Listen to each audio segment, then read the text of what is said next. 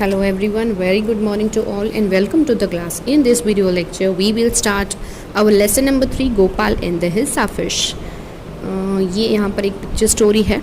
Have you ever read a comic book? तो आपने अगर कॉमिक बुक पढ़ी है तो it contain a story told mainly through the pictures. तो पिक्चर्स के थ्रू जो स्टोरी सुनाई जाती है कॉमिक बुक में, ये आपने पहले भी पढ़ी होगी. So here in this video हमारे चैप्टर के थ्रू हम ऐसी ही एक स्टोरी शेयर करने जा रहे हैं. So let's start the story. It was the season for hilsa fish. Fisherman could think of nothing but hilsa fish. ये एक ऐसा सीज़न था जब ज़्यादातर हिल्सा फिश को कलेक्ट करने के लिए फिशर्समैन बहुत ही खुश हो जाते थे. तो ऐसी सीज़न में फिशरमैन्स को ये एक तरह की मछली है जो उनको ज़्यादातर मिलती थी इस सीज़न में. तो उनके दिमाग में भी बस एक ही सोच चल रही थी, fisherman just think about hilsa fish and nothing else. You can see in the picture कि कैसे वो सब मछलियाँ पकड़ रहे हैं. Fishmongers sold nothing but hilsa fish. Come buy the price of hilsa fish down today. यहाँ पर सारे fishmongers जो है जितने भी मछलियाँ बेचने वाले हैं वो सब सिर्फ हिल्सा फिश को ही बेच रहे हैं. और यहाँ पर बताया गया है कि उसके प्राइस भी बहुत कम है. Householders could talk of nothing but hilsa fish.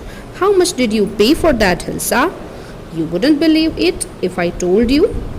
अब यहाँ पर एक दूसरे के घरों में भी यह बस हिल्सा फिश के बारे में ही बात हो रही है कि भाई तुमने कितने दामों में उसे खरीदा है.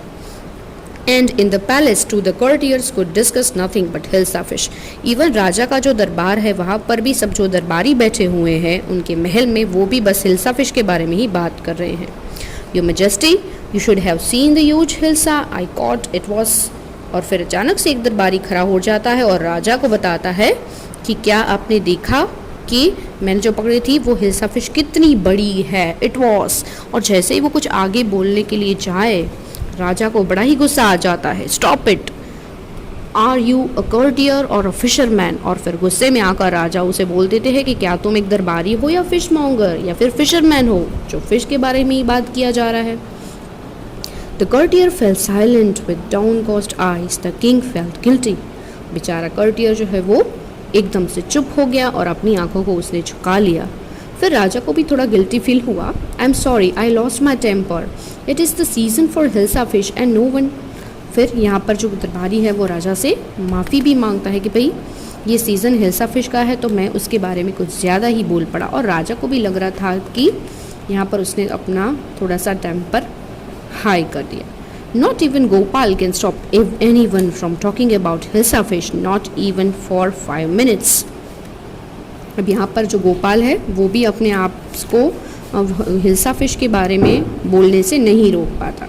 Oh, I think I could, your majesty. और फिर वो भी बताता है कि वो भी इस बारे में बात करने से चुप नहीं रह रहा है.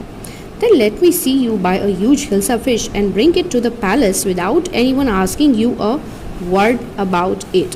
I accept the challenge, your majesty. अब यहाँ पर राजा जो है वो गोपाल को चैलेंज करते हैं तो फिर जाओ तुम भी एक बड़ी सी हिल्सा फिश को ख़रीद कर यहाँ पैलेस तक तुम्हें आना है. और ये शर्त जैसे रखी यहाँ पर कि अगर तुम वहाँ से हिल्सा फिश को ख़रीदते हुए बाज़ार से ख़रीद के यहाँ पैलेस तक तुम्हें उस हिल्सा फिश के साथ आना है और कोई तुम्हें उसके बारे में एक वर्ड भी नहीं पूछेगा. और गोपाल ने यहाँ पर उस जो चैलेंज था उसे एक्सेप्ट कर लिया. फिर जैसे ही गोपाल घर पे जाता है, Why is your face half shaven?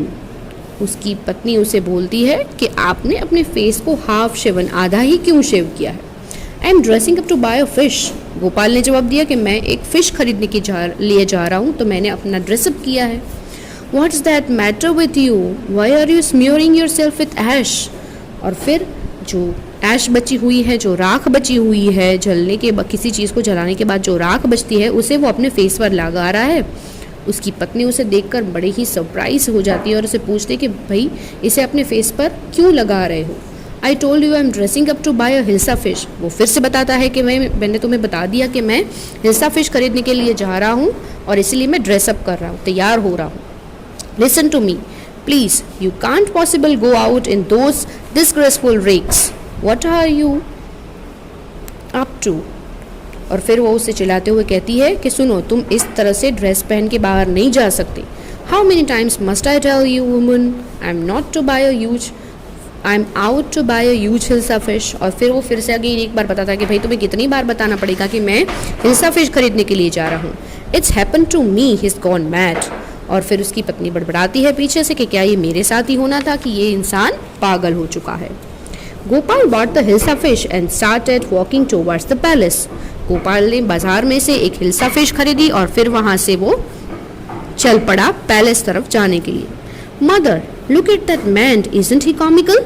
सब लोग उसकी तरफ देखने लगे और एक बच्चा भी उसकी तरफ देखने लगा और अपनी माँ से उसने बताया कि देखो मामा, ये इंसान कैसा है, इजंट ही कॉमिकल, क्या ये फनी नहीं लग रहा? He must be a mad man, I think he is a mistake. सब लोग बस उसी के बारे में बात कर रहे हैं कि ये तो कोई पागल इंसान लग रहा है। When Gopal reached the court, what do you want? जैसे ही गोपाल जो है वो कोर्ट के पास महल के बाहर पहुंचता है, वहाँ पर गार्ड्स खड़े थे। उन्होंने पूछा कि तुम्हें क्या चाहिए? I want to see the king. Gopal ने जवाब दिया कि मुझे किंग से मिलना है। You can't see the king. Gopal को वहाँ से भगाते हुए उन्होंने कहा कि तुम्हें राजा से मिलने नहीं मिलेगा और यहाँ से चले जाओ। Gopal began to dance and sing loudly. अचानक से गोपाल ने गाना शुरू कर दिया और वो डांस भी करने लगा। Inside the palace, the man is crazy, throw him out at once, I want to see the king, let me in. अब जैसे ही राजा को अंदर पता चलता है कि एक ऐसा इंसान है जो क्रेजी है, तो राजा ने एक बता दिया, ऑर्डर दे दिया अंदर से ही कि उसको यहाँ से भगा दो। Bring that man to me at once, yes your majesty.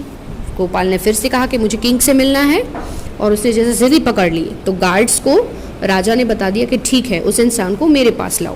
Gopal was brought before the king, it's Gopal. और फिर गोपाल को अंदर लाया गया राजा के पास। राजा तो उसे देख के ही पहचान गए कि ये तो गोपाल है। The man has lost his mind, I think it's one of his crazy jokes. और फिर सब दरबारी अपने अंदर अंदर बात करने लगे कि लग रहा है कि शायद इसका दिमाग घूम गया है। नहीं, किसी ने बताया कि नहीं, लग रहा है कि ये कोई इसका क्रेजी जोक है। All right Gopal, out with it, why are you dressed up in this ridiculous fashion. फिर राजा ने बताया कि चलो गोपाल, इन सारी चीज़ों से बाहर निकलो और बताओ कि तुमने ऐसी रिडिकुलस ड्रेसअप क्यों की है। Your majesty, you seem to have forgotten something. और फिर गोपाल ने बताया, योर मैजेस्टी, आप शायद कुछ भूल रहे हैं। Forgotten something? राजा तो सच में कुछ भूल गए थे। Strangely enough, no one seemed to be interested in Hilsa fish today. From the market to the palace and in the court, not a soul has spoken a word about Hilsa fish. और फिर गोपाल ने जवाब, strangely, कितनी strange बात है कि मैं बाजार से लेके यहाँ कोर्ट तक यानी कि पैलेस के अंदर हिल्सा फिश के लिए लेकर आया, पर आज किसी को उसके अंदर इंटरेस्ट नहीं है। इवन किसी ने भी मुझे इसके बारे में एक शब्द भी नहीं बताया। Only then did the king remember that challenge he had thrown to Gopal. और फिर राजा को अपना चैलेंज याद आया जो उन्होंने गोपाल को दिया था। और फिर सब हा well Gopal, congratulations, you have achieved the impossible once again. और फिर सब ने गोपाल को कॉन्ग्रेचुलेशन कहा और सब लोग हंसने लगे। और फिर से राजा ने उनको शाबाशी देते हुए कहा कि फिर से तुमने किसी इम्पॉसिबल चीज़ को अचीव करके दिखाया। So here we are in our beautiful picture story Gopal and the Hilsa fish. I hope you like and enjoy the story. Thank you.